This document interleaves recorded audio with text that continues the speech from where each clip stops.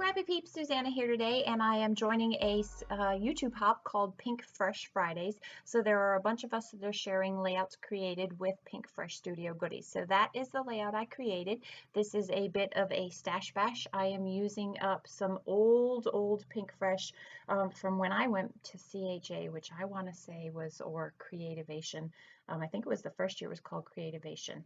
So that was 2016 I went, 2017, something like that.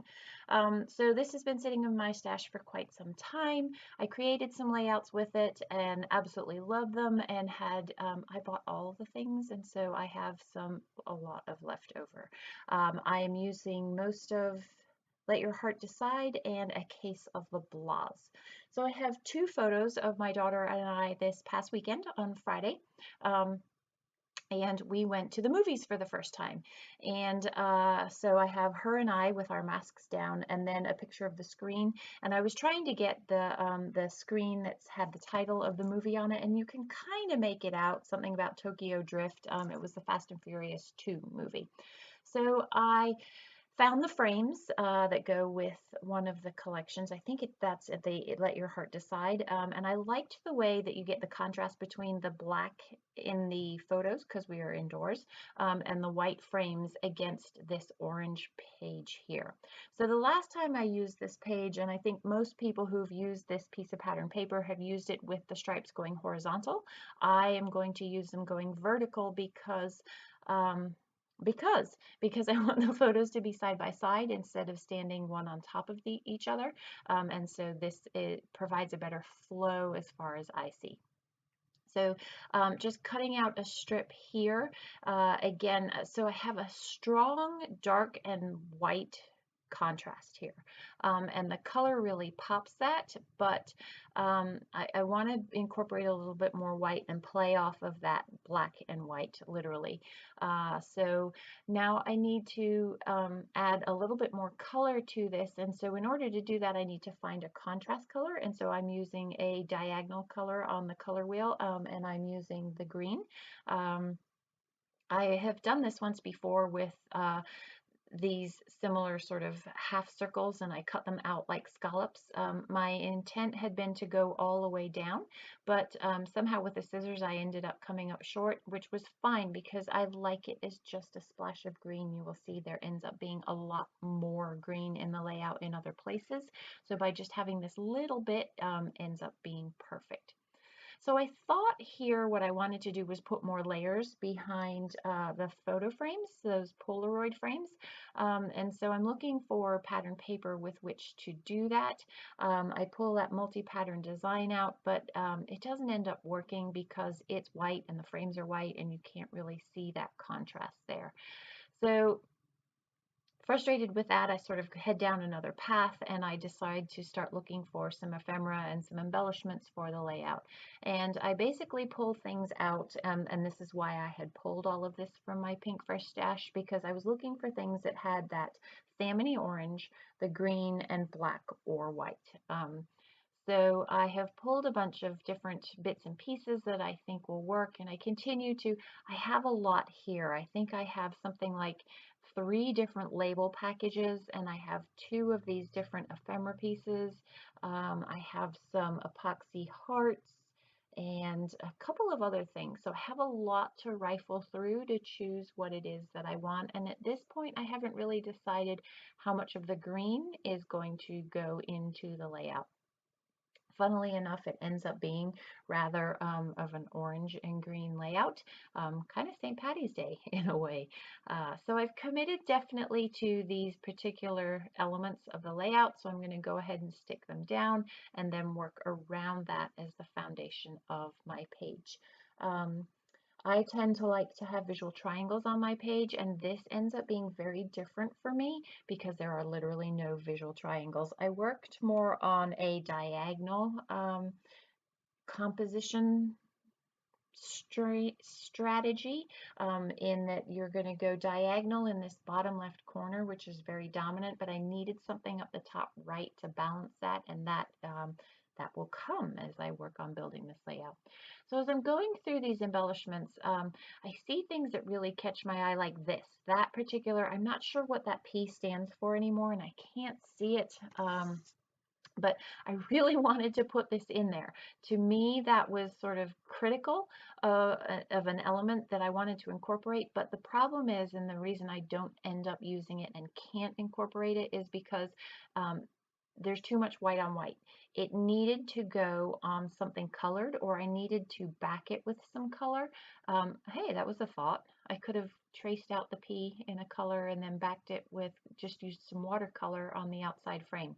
Anyway, that thought did not occur to me as I was designing, and so it does not make it onto the page because I didn't want the white on white. I've got enough white in all the other elements. I really just needed to soften the black with color, really.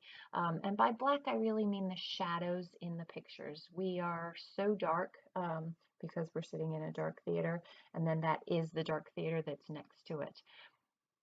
So these circles end up being the perfect embellishments because they are color. They are contrast to the black and white that is there. So what I did there was I went off to my sewing machine and I stitched a thin black line across the bottom there.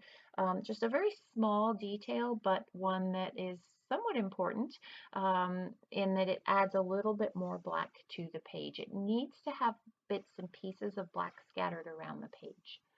So I find this green tag and it says ready to explore, and I already had that real life there, and I thought the perfect title for this is going to be Ready to Explore Tiptoeing Back into Real Life, because that's what this was. The CDC has released new guidelines as to going back. I call it resubmersing into real life. And so our movie theater is open, and they are showing, if you are a Regal Crown Club VIP member or something, you get free tickets, 2 free tickets a week to the Fast and Furious movies. So last week was 2, which was Tokyo Drift, and this week coming up is the 3rd, and each week they'll show the next one in the series until they get to 9, which is the new release. And so this was the first real life thing that we have done. I mean, yes, we've been to restaurants, but this was the first real life thing after the CDC released its new proclamation. It was kind of scary, but good, but kind of scary, but good, all at the same time. So we were still socially distanced and we still had to wear our mask unless we were eating or taking selfies. And that is what this is all about. And so that's how that long title comes about. So that's why I've got the placard there, the movie placard, enjoying every moment. And part of why I went with A Real Case of the Blahs collection is because it did have that, and then the movie night sticker as well, and I thought they incorporated really nicely. So earlier I talked about a diagonal, and having some balance in the layout. So while this little cluster up the top right here serves absolutely no purpose whatsoever as far as the storytelling goes, it does serve a purpose as far as my design goes, in that it is balanced to the really heavy cluster and dark cluster down the bottom there. Also with this is part of what sold me. I love these heart puffy stickers, and I should have bought more when the collection came out, but yeah, that's what, I love all of those colors, but I've got my LE Studio too to go work with, so yeah. I am going to sprinkle hearts throughout this layout. Again, they're going to be color coordinated, but at this point I'm going to work on the title. So these are Tim Holtz, just little stickers, letter stickers, and you can see I've got, I think those are Webster's, really old Webster's. This is some serious stash bashing, you guys, and also stuff from Tuesday morning. So it had a hard time matching the greens in this, which is part of why I went with the black. And when you're working with multiple fonts, you need to be you need to be cognizant of what fonts you put together. Not all fonts work, but I liked the way that just balancing the greens with the black made this pop. So you can see I took away the real life, that's the real in the cursive, thinking that I wanted to have the box of reel that coordinated with the box of Ready to Explore. And that's how I'm actually going to finish the layout as I'm filming with this, but I actually end up going back to that die cut reel that I originally had on there, the one that's down at the bottom right by my scissors there. That is what I will go back to. There was just, it was by having that other element, the reel in the box, the puffy sticker, there was just too much. Again, I said to you, when you choose your fonts, you need to be careful. It just added to, there was a lot going on. As it is, the title is long and busy, and by adding the different reel, it just made it even busier, which is why I went back to the die cut one that I had. So these stickers are, I believe these are Pebbles. No, they're Studio Calico. It's really hard to find that sort of electric green, that Kelly green, and they worked perfectly for the back into part of the title there. So I do sort of rearrange things several times. Those of you who know I've done a really good job lately, and there hasn't been too much of a title shuffle, but this does end up becoming very much of a title shuffle in order to get all the letters lined up and choosing the fonts that I actually want there. So something else that I do end up doing off camera is I do end up putting a glassine bag in between that right-hand photo, the photo of the screen in the theater, and then there is just a plain tag that is nestled in behind that.